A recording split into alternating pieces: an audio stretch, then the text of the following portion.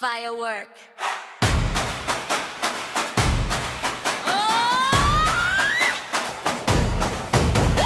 Lights up, hands high, Tokyo to LA sky. Heartbeat like the drum tonight. We burning like a firework alive.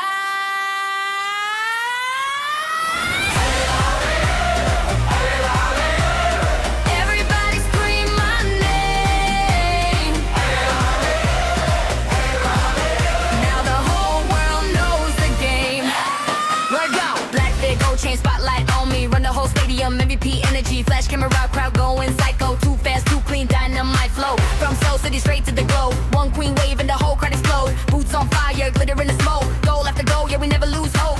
Go hard, no fear. Feel the thunder when I appear. Hands up, louder, louder. Make the whole arena brighter. One night, one dream. 48 nations on the same team. Hear the roar, feel the heat. Millions dancing in the street.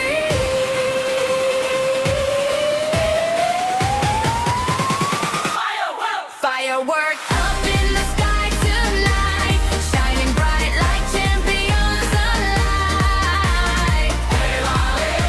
We sing together all night long.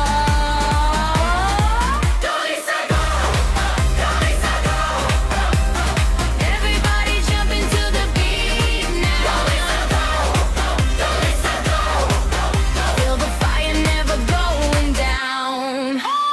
Firework, hearts glowing neon gold. Every story waiting to be told. Ale, ale, ale, ale. Whole world singing as one. Red lights, big stage, microphone killer. Ice on my wrist, but my soul burns bigger. Fast lane queen with the football fever. Crowd screaming louder through the speakers. Mexico, Canada, USA. Wave your flags, let the music play. From the streets to the VIP floor, we unite when the crowd wants more. Turn up the bass, turn up the flame. Everybody worldwide chanting my name. Run this night like a hurricane. FIFA stars in the Hall of Fame. Oh, hear the anthem rise. Oh, see the sparks ignite.